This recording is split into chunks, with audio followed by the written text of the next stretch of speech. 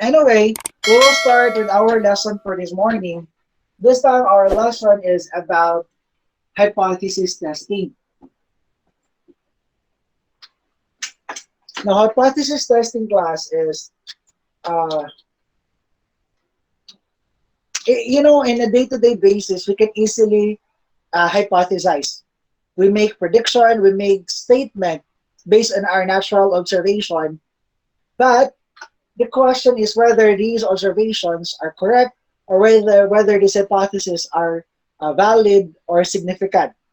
So the only way to know that whether it is significant or not is that we test our hypothesis. Okay? So the logic behind is that any certain hypothesis or claim can be proven true or at least statistically significant or not by doing a statistical tests. Of course, it's also imperative that there are appropriate statistical tests assigned for a specific purpose. So with that saying, we will start by letting us understand what is or how does hypothesis do work. Now, in the field of statistics, at least, there are two types of hypotheses we are considering. We have the alternative hypothesis and the null hypothesis. Originally, we only have the null hypothesis. Null hypothesis is the opposite of what's been claimed. Okay, what you hypothesize, the null hypothesis is its opposite. To the point that we tend to reject the null hypothesis so that our claim is statistically significant. For example, if you wanted to say that this is so, that's your claim. Now you come up with a statement opposite to this one, contradicting this one, which is this, and you try to disprove this one such that if you will be able to reject this, then that implies that this one is significant, statistically significant. Okay, or at least equivalent to true statement. So we will talk about the hypothesis. By the way, hypothesis is written as we have the null hypothesis as H sub O. Others you will encounter this is A sub H sub 0. And then you also have H sub A to be your alternative hypothesis. Okay, so you have H sub O for the null hypothesis, and then we have H sub A for the alternative hypothesis. The alternative hypothesis is our claim, or at least what you hypothesize, and the null hypothesis is the opposite. But the entire duration of our uh, testing is that our intention is to reject the null hypothesis. Consequently, rejecting the null hypothesis implies that our alternative is indeed true or significant. Okay, so we will start with the null hypothesis distribution. Now, when it comes to the null hypothesis distribution, remember our bell curve last time? Like this. Okay. Let's go away first with the normal distribution, the standard normal distribution. Let's try to consider that this is the distribution for null hypothesis. The same with our knowledge with the standard normal distribution. This diagram would also illustrate to us where do we reject the null and where do we accept the null hypothesis. So basically, for example, if we intend to indicate here as our diagram, say for example, this is a specific z-score. If our test is z-test, if this is our z-score, the critical value, then in this area here is what we call the so-called p-value. That's the probability value on which the null hypothesis will be rejected. Okay? So, if this is our area here. This is our rejection area. Remember that one. This is our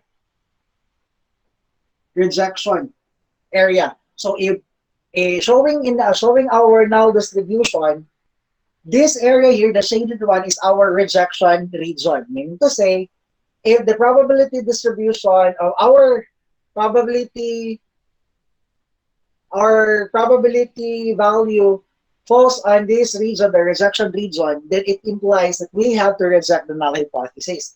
Otherwise, if our p-value does not get into this rejection side here, then it falls on the other side of our probability, our um, null distribution. Thus, it implies it falls on the acceptance region. So in any case, what we need to do is we will identify what is the probability distribution equivalent to the so-called critical value here. Of course, if you would relate it to the Z distribution, this is actually representing to a Z-score, a specific Z-score, equivalent to, represented by a Z-score equivalent to a specific observation in a given data set.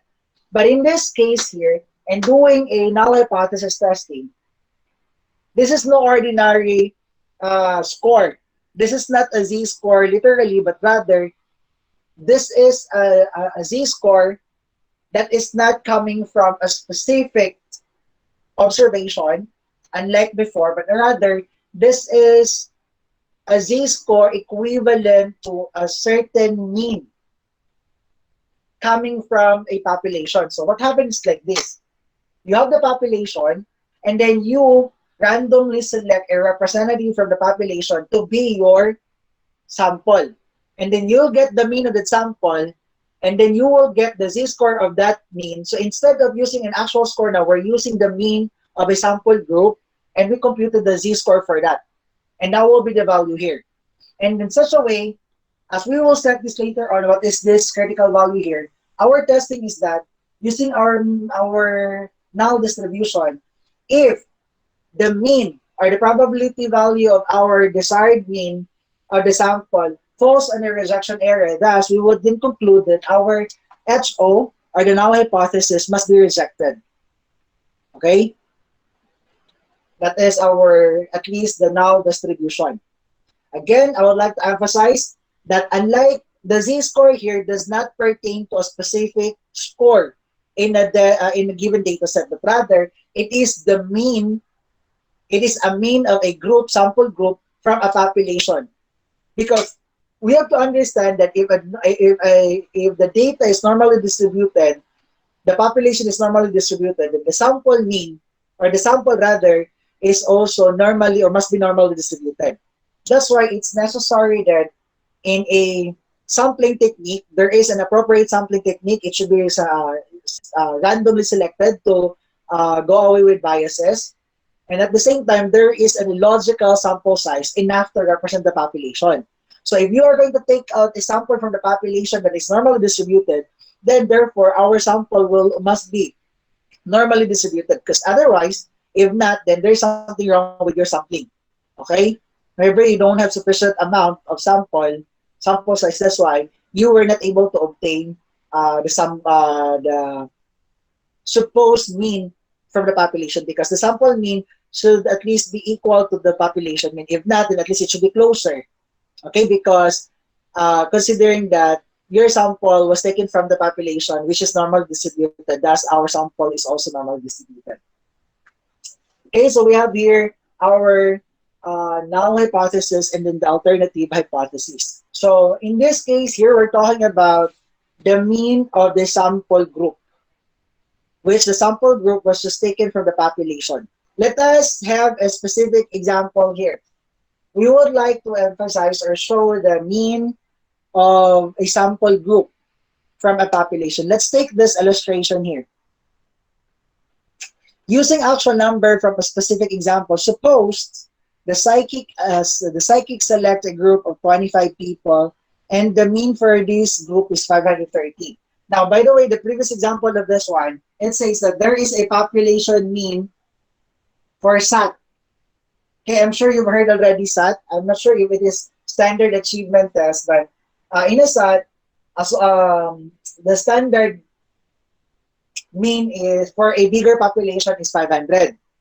And then with a standard deviation of 100, if I'm not mistaken. This is for SAT, okay, for a bigger group.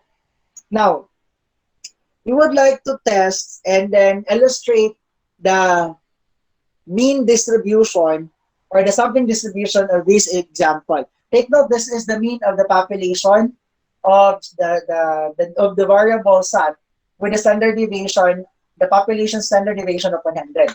Now, first and foremost, to solve for this one, we need a sample. Okay, the sample size. Let's take, for example, our sample size.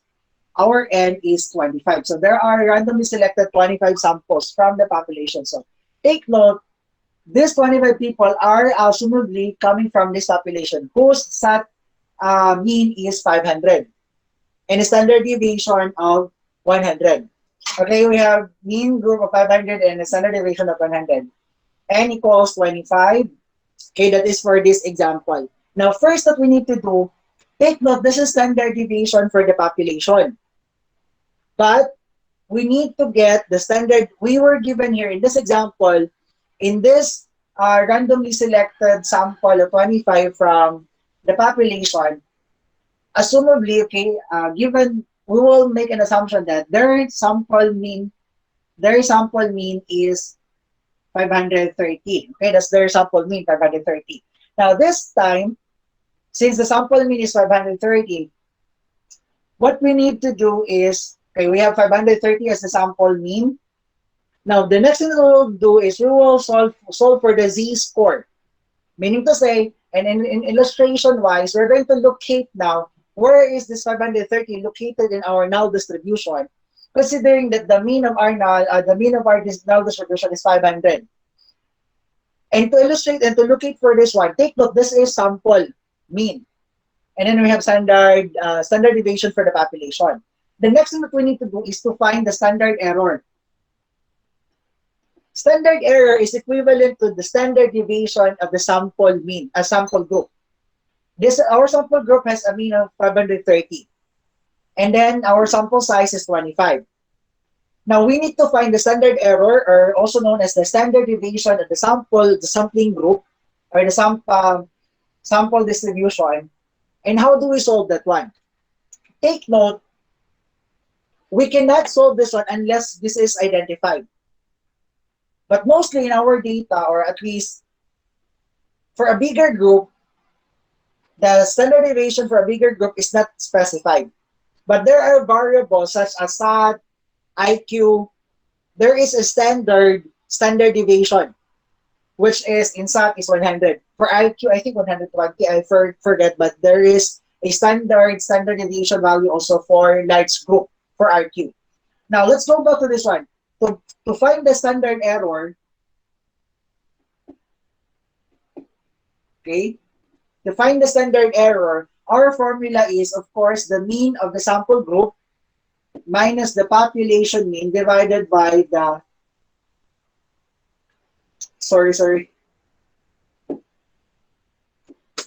the standard error or the standard deviation for a sample group is simply the population's standard deviation divided by the square root of the sample size. That is our formula, at least to find the standard error. Okay, the standard error or the standard deviation for the sample group is necessary so in order for us to locate in our null distribution where is this example coming from. So we will solve now this one. For this example, our standard deviation of the population is given to us as 100. So that's 100 divided by our sample size is 25, the square root of 25. That's basically 100 divided by 5, which is 20. So that is our standard error, or at least the standard deviation of the sample group. After we find that one, we're ready to solve or to find our z-score. Now the z-score here, take note, the z-score here is representing this mean as where it is. It's like this. If we would try to understand this one, in a large population, you can create infinitely many sample group. Okay, like for example, this is relatively you have a large population.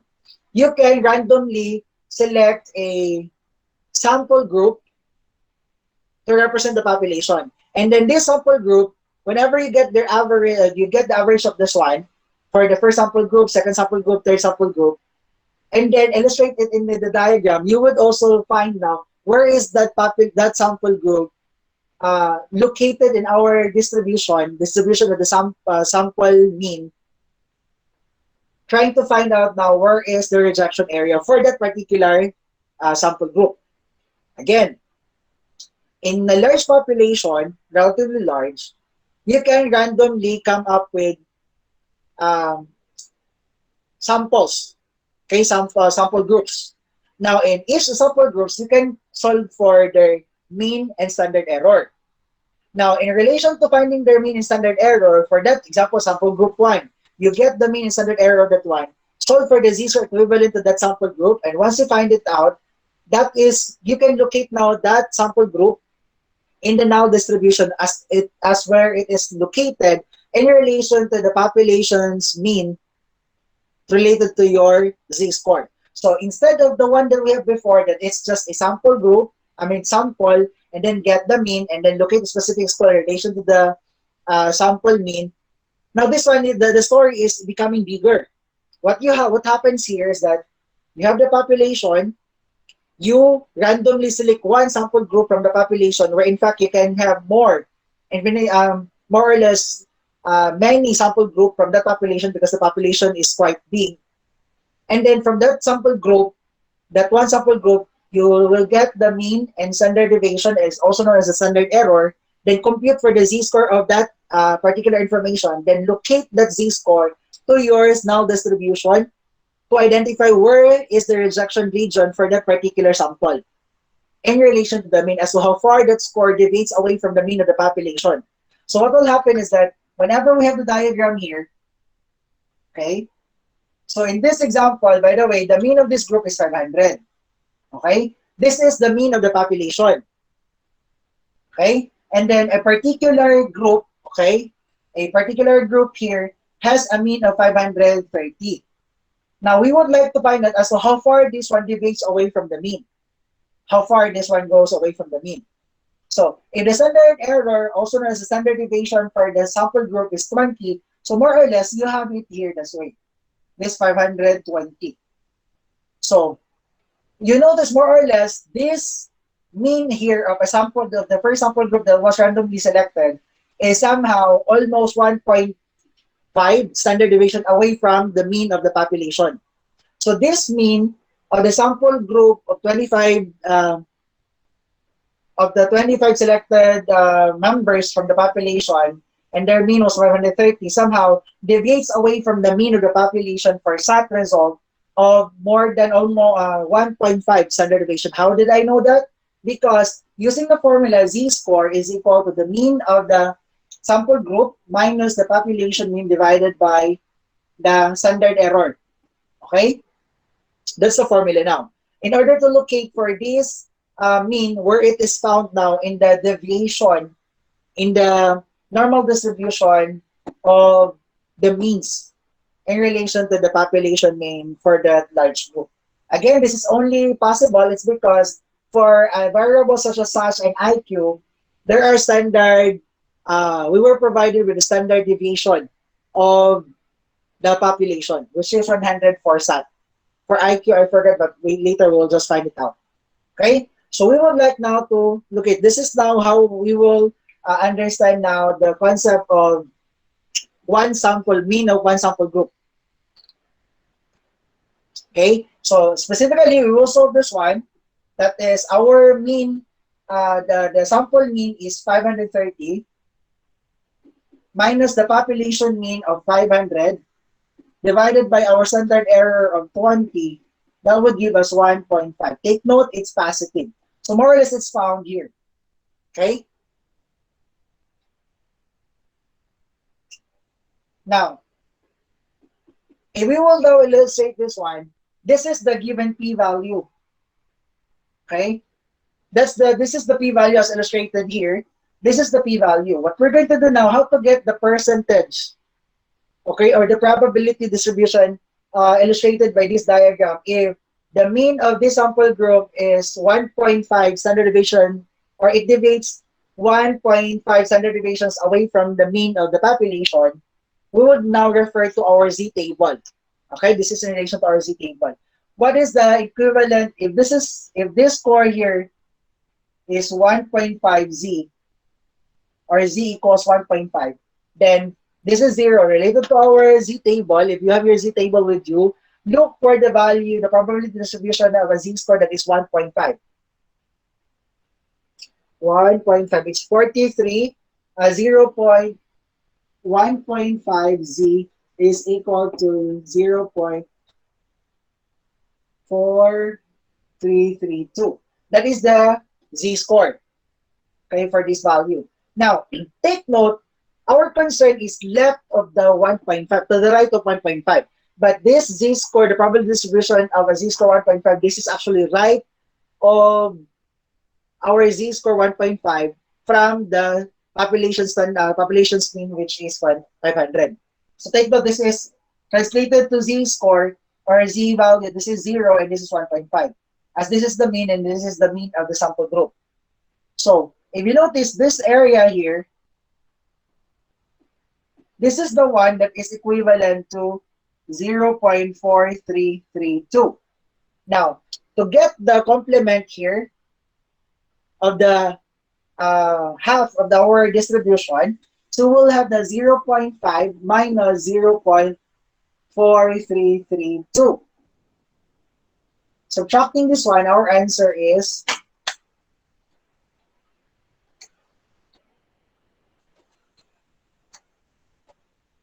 0.0668. So this is now our p-value. That is the computed probability distribution for this z-score. So as it deviates away from the mean. Now later on in our test hypothesis, or testing of hypothesis here, this is our basis. Our p-value now is we're going to locate whether it falls on the rejection region. So do not be confused. The p-value here, that's the computed p for a null distribution of a specific sample group. Later on, we will assign now as to which, until which area here in our distribution falls on the rejection area. So if I may retract what I said earlier, the rejection region here, this refers to this area, but not the p-value. Take note, the p-value is not the rejection area, okay? But rather, the p-value is where or must be found in the rejection area such that we will reject the null hypothesis. Okay?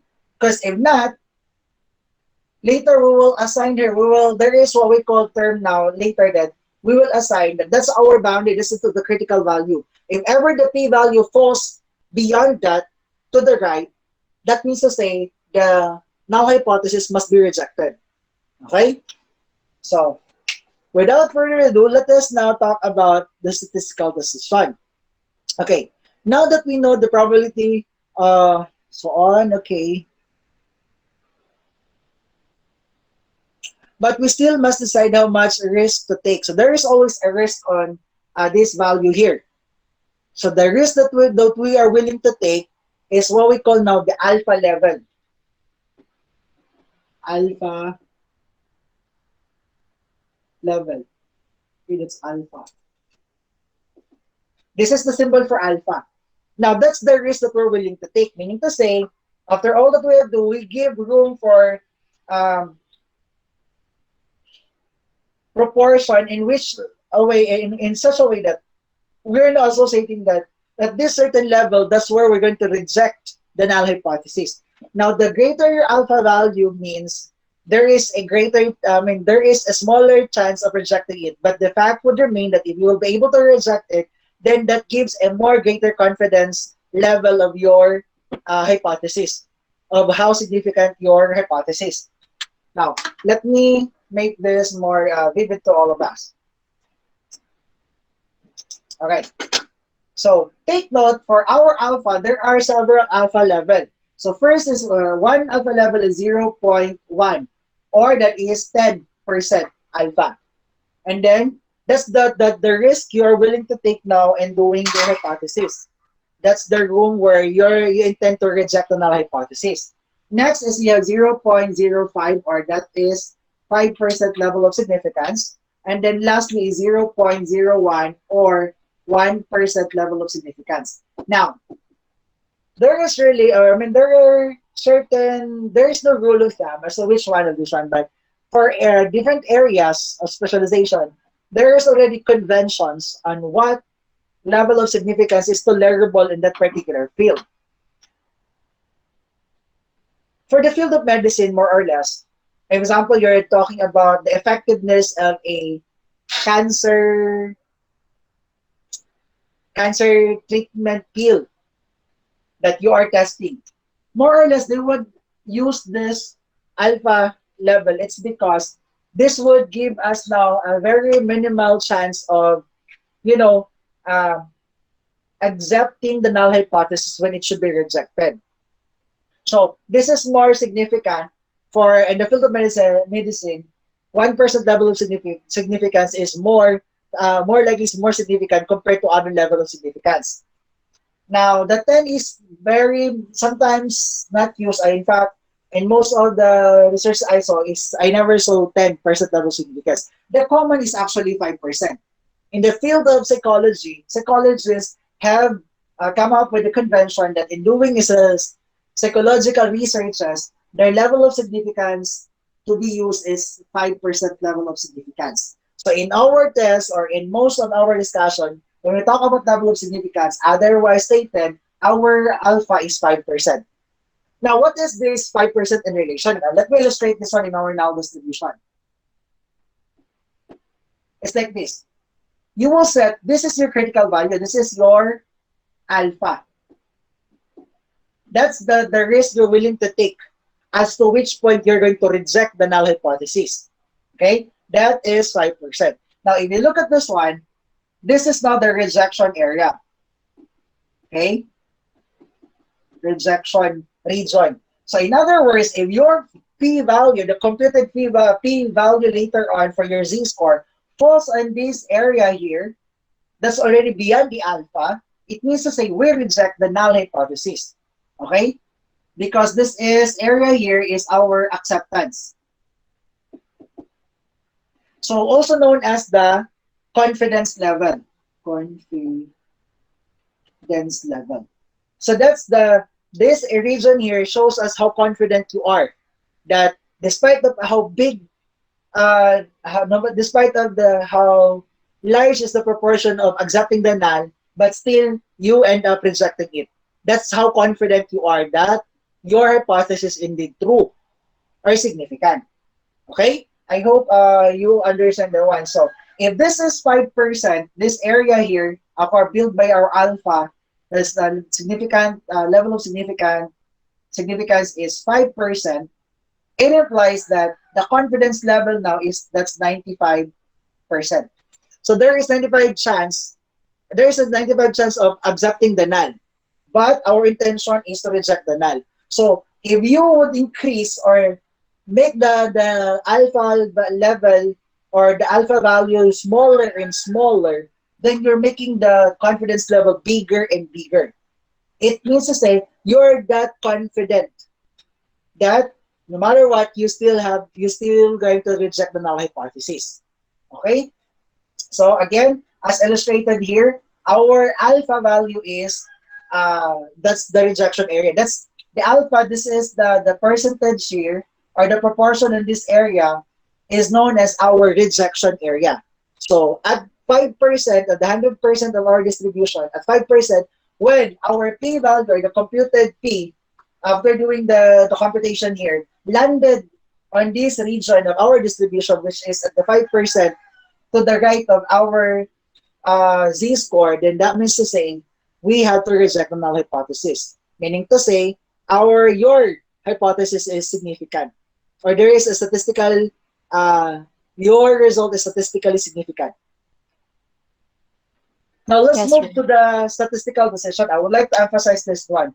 When do we reject the null and when do we accept the null hypothesis? In case I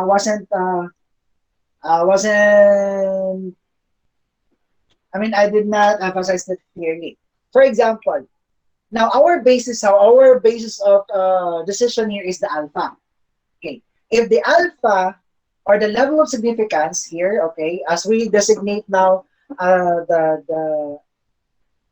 the area where we will reject the null hypothesis, if our alpha is 0.05, okay, for example, if alpha is less than the p-value, sorry, if the p-value is less than alpha, our decision here is reject H sub O. H sub O stands for null hypothesis. Again, if our computed or the probability value for our z-score is found to the right of your alpha, or that is smaller than our alpha, then we reject the null hypothesis. Take note of that. That's the decision. If our p-value is greater than alpha, take note, this is less than or equal to alpha. If the p-value is less than alpha, our decision here is, now take note, this is the difference. I mean, the literal, the literal decision is that we accept the HA. That's the literal. But how do we interpret now this literal meaning of this decision? It's like this. For p-value less than or equal to alpha, we reject the null hypothesis. That means to say, your claim is statistically significant. But if in the event that your probability value or your probability is less than your or greater than your alpha, the literal decision of that is accept the null hypothesis, the alternative hypothesis. I don't know, not accept the alternative, but rather accept the null. But the implication of this one, accepting the null hypothesis, it doesn't say that the null is true. Rather, if you accept the null hypothesis, it only implies that you failed. The implication of this one is that you fail to reject the HO. Okay? That's the interpretation. What's the difference of accepting the null hypothesis and you fail to reject the null hypothesis? This is the direct decision now in relation to reject and accept HO. But when you are down here accepting the null hypothesis, it does not mean that the null hypothesis is to be true right away. But rather, it's just that you fail to reject null hypothesis, implying that as of the moment, with the data you have, there is no sufficient evidence yet to prove that the null hypothesis is to be rejected. Did you get me? So if your alpha, or rather, if your decision is accept the null hypothesis, it does not mean right away that your claim or your hypothesis is false, but rather, as of the moment, with the data you have gathered, under all the factors, circumstances within surrounding your analysis, you don't have sufficient evidence to declare that your null is insignificant. Okay, that is what is at least the implication of accepting the null hypothesis. Because you might have the notion that, oh, okay, I reject the null, but since I wasn't able to reject the null, then my decision is accept the alternative. Meaning to say, my claim is false. No, that is not automatically the implication. The implication is that you just don't have sufficient evidence yet to reject the null. So probably you have to go back with your analysis, you have to go back with your data gathering. There must be things there that you have missed. That's why you ended up having no sufficient evidence to reject the null hypothesis. Okay? So that's our decision. Okay? That means to say, that's when we say that our data is statistical, there is no statistical significance, or there is statistical significance of our claim.